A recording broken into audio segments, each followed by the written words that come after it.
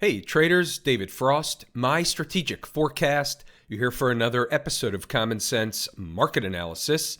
Today is Wednesday, July 10, 2024. We're looking at a daily chart of the SPY or Spider, which is the proxy for the S&P 500. What do we have on the docket today? The melt-up continues. The band plays on. She ran them right up into the closing bell. It was a gap and go trend day up for the most part. Not a lot of trading activity unless a trader was just riding the long side. It's not a trader's tape. Traders need volatility. This is a, hey, I'm long and I'm taking advantage of this melt-up operation. That's where the swing trades come in. We'll get to that later. What do we have coming up next? Tomorrow on Thursday, and last night I was in error thinking CPI was this morning, but it happens to be on Thursday. So we have the phony CPI data release at 8:30 a.m. on Thursday.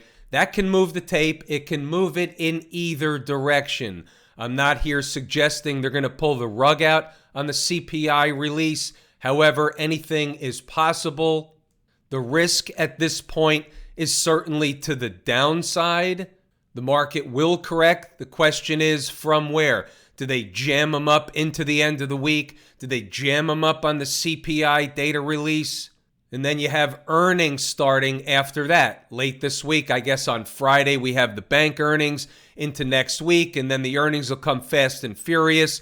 So we'll see if it's a buy the rumor, sell the news situation. This is where we take a page out of the course, Lazy E-mini Trader. What do I mean by that?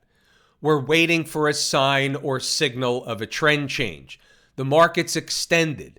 How far can she get extended? There is no rule. She can keep going until she's finished. We need a sign and or signal of a trend change, which gives us something to trade against. An intraday reversal, a doji candle, a tail candle. There are others. We're looking for some kind of an exhaustion move. Something to tell us, hey, look, the market hit an important place. We saw a pretty decent reaction. It gives us something to trade against. And until we get to that point, we have to have patience. We exercise patience. We wait for Mrs. Market to give us a signal, a clue, a hint. Otherwise, the trend is your friend during the melt-up operation. There are trades in pockets around the tape. There are different stocks to be traded, different markets to be traded. You don't have to focus only on the SPY, and we don't. In the live room, inside the numbers, we have stocks on the move. In the live room, we have real-time trades each and every day away from the S&P 500. Let's go over a couple from today. Here's one that came up after the opening bell, talked about it in the live room, came up with the numbers. Plenty of traders made a nice profit in the bounce in bros. 39.03, 38.30, two numbers, creating a zone. They went right to the second number, and look at low of day happens to be 38.30 on the nose. Any accidents or coincidences? Probably not. Nice profits in the live room in bros. Nice trading opportunity in Kava, C-A-V-A, 85.30, 85.12. That's pretty tight range. You see how they bounced right from within that range early this morning, came back for a retest, came back to run a test late in the day. Tells you one more time 85.30 was important. If you can identify the numbers, you can make money.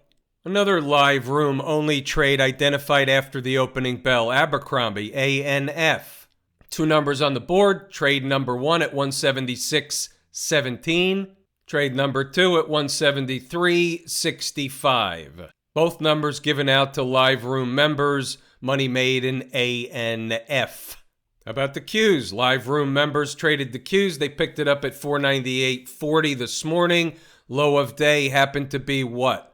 498.40 or 39 on the button. Live room members get the Q numbers, IWM, SMH, any stock they want, all day, every day. We have the numbers. Plenty of things to be traded today, even though the S&P was just a grinding melt-up slow-moving slog, turtle watching paint dry situation. How about this little number here? This is from the Lazy Swing Trader Automagical Algo System. JBL, JBL 107.60 was the number. Entered on July 1 last week. Stock's up at 113 and change today. First profit target taken today. Now it's a risk-free, emotionless trade. Lazy Swing Trader Automagical Algo System.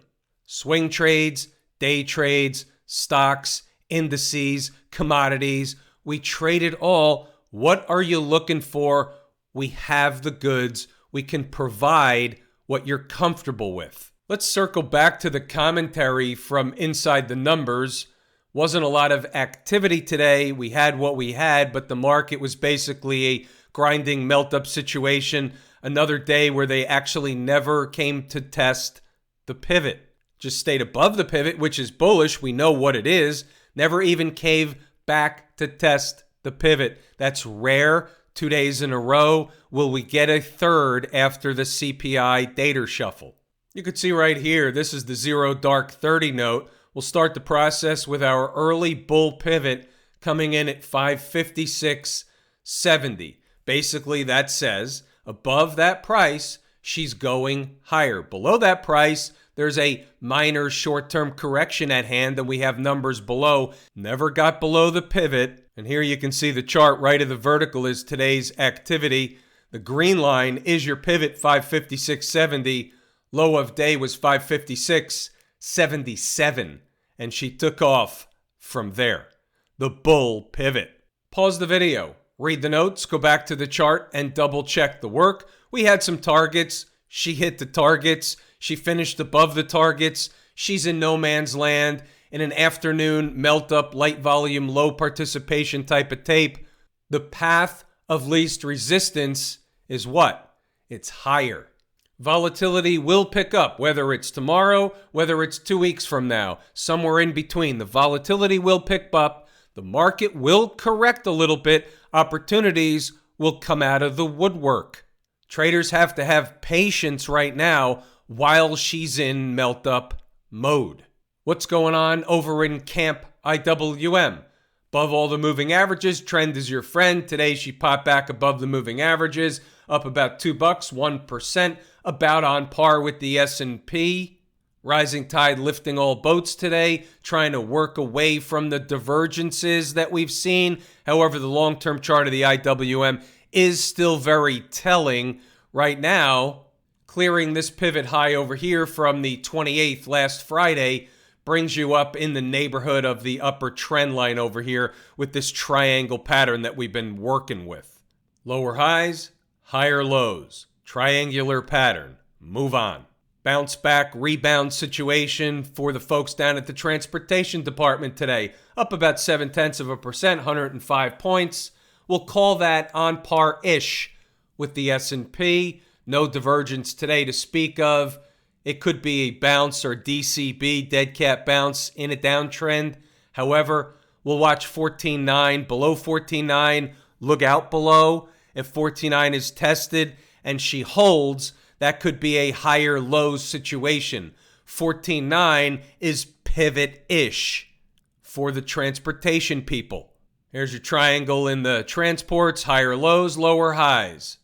Right in the middle of the range as we speak. That's the long view. Not easy to do anything in the middle of a range.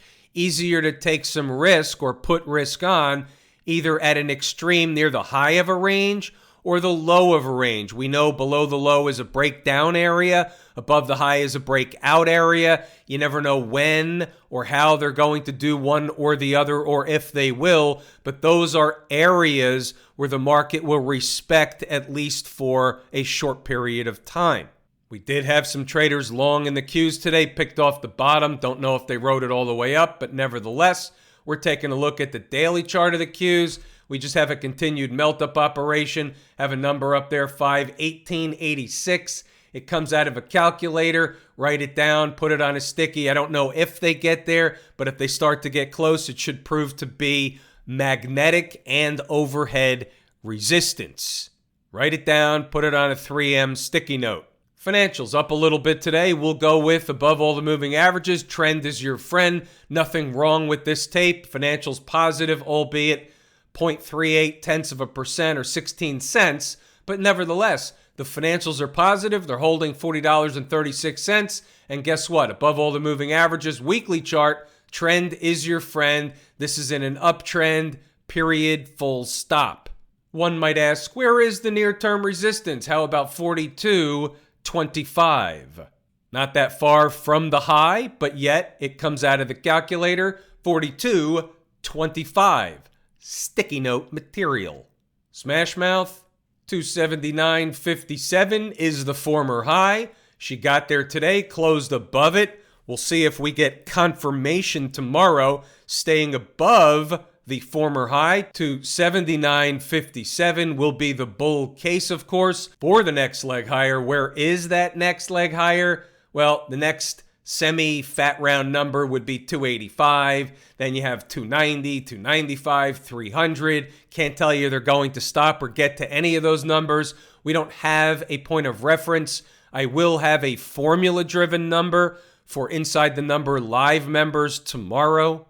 And what we know here is that when the semi space is strong, that's good for the tech space. Rising tide lifts all boats. Tech is strong. Semis are strong. Financials are strong. Not everything, but most everything across the board is strong. You just let them go until they give you the hint, the sign, the signal, the clue. Until then, the trend is your friend until she throws your shit out the window.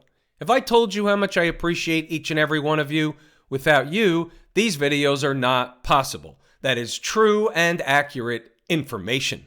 We're pulling the ripcord here today. I'm David Frost, My Strategic Forecast. Thanks again for tuning in to another episode of Common Sense Market Analysis.